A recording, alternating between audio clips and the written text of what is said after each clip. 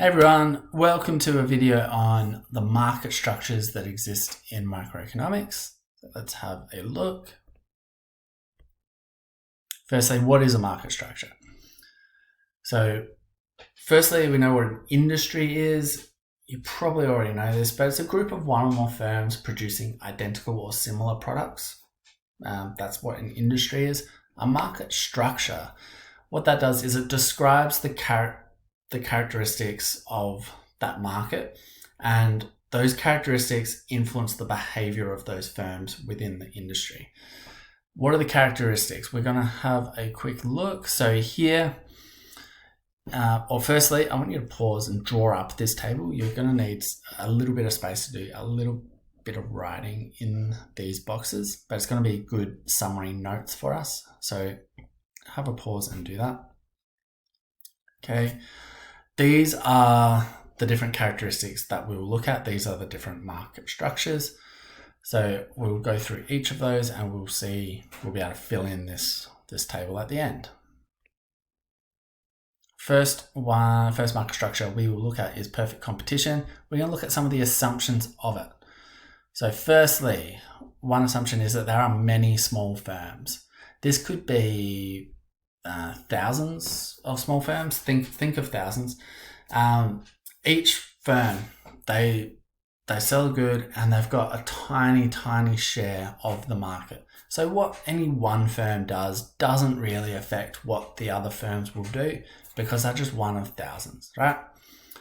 And another assumption that we have homogeneous goods. That means the goods are exactly the same. They are identical from one firm to the next. That's going to be important in a second, but we want to understand that language, right? This is a time where we use that precise economic terminology. Examples of that. This is a theoretical market structure, so there aren't really great examples that perfectly match, but we use this theoretical structure to help us understand what the other market structures are and how firms behave. So one example is like a share market. So you buy a share of a company, it is the exact same as another share, and you can buy them from many small firms, many people selling a share in a company.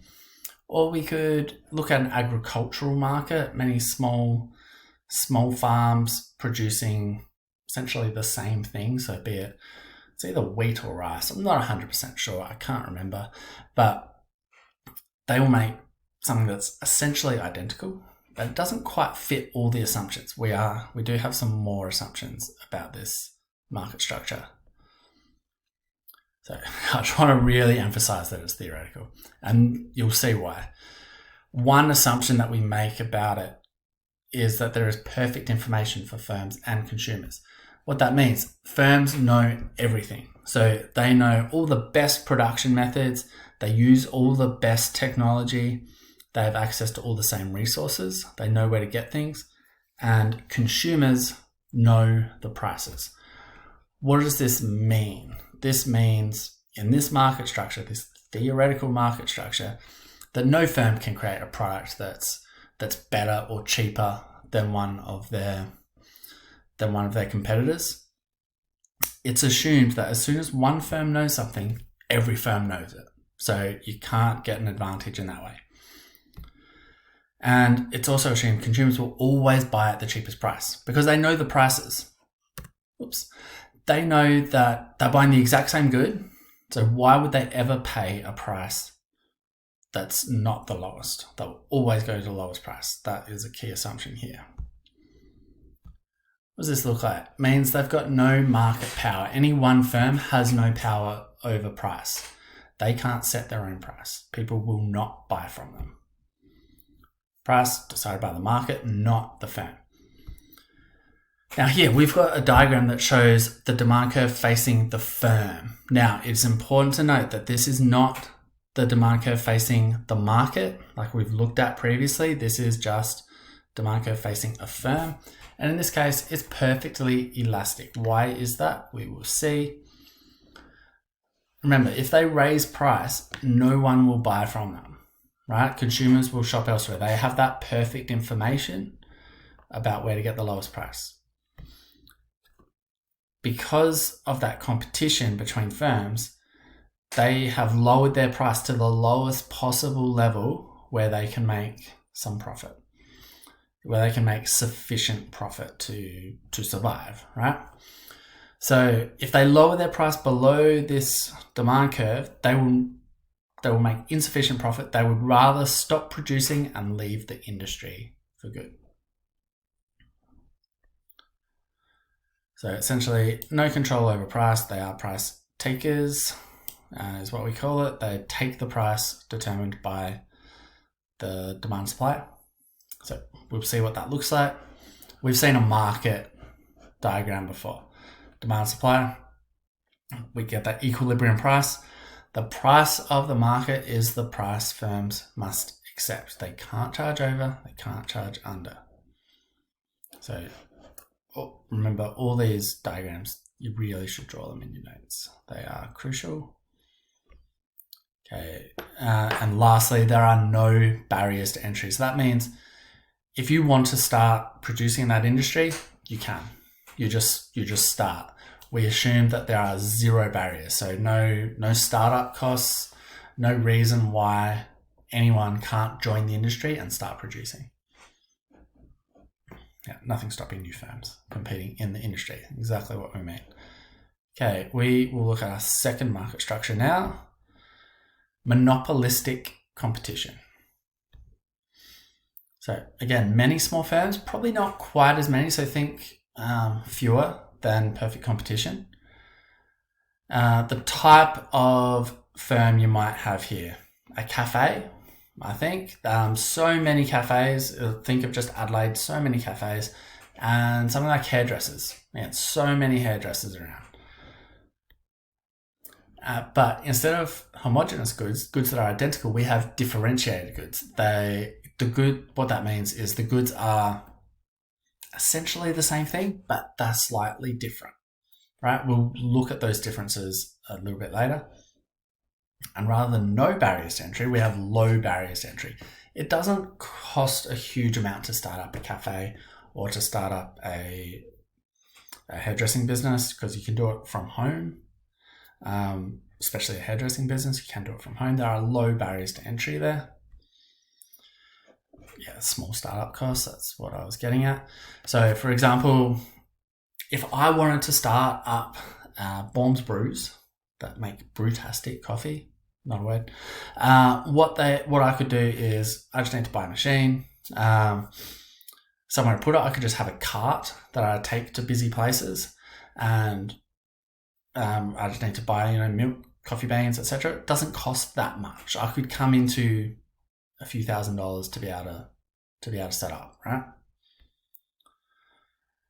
Okay, let's look at this. So rather than having no control over price, they have some control over price. You go to a coffee shop, the coffees from one cafe to the next are not the exact same price. So they can charge a bit of a premium for the type of coffee that they make.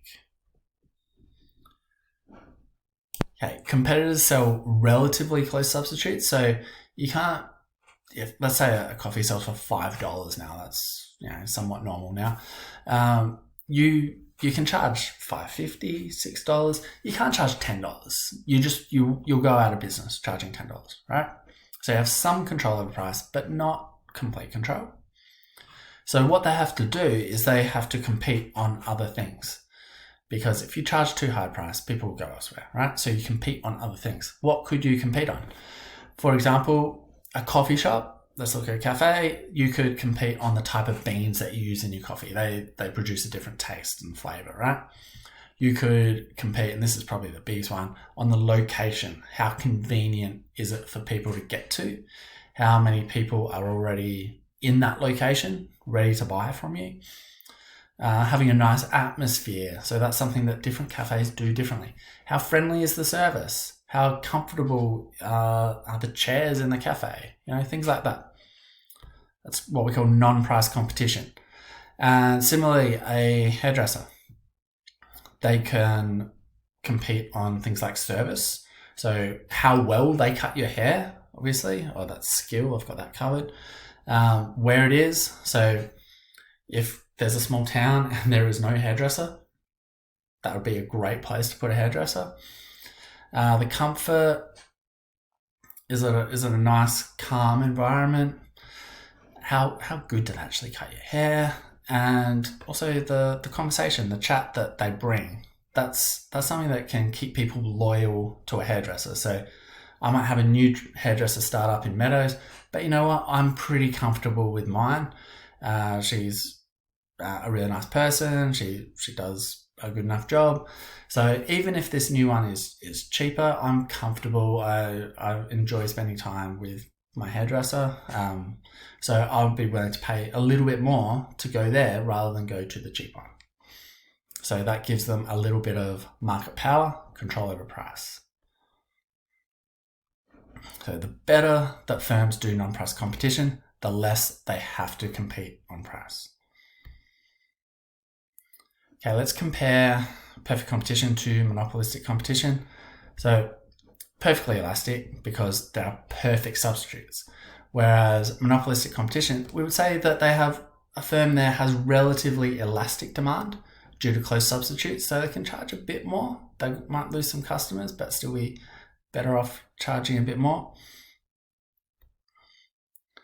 So what they essentially try to do, firms try to differentiate their product to the extent that it becomes a little mini monopoly, which is a good with no close substitutes.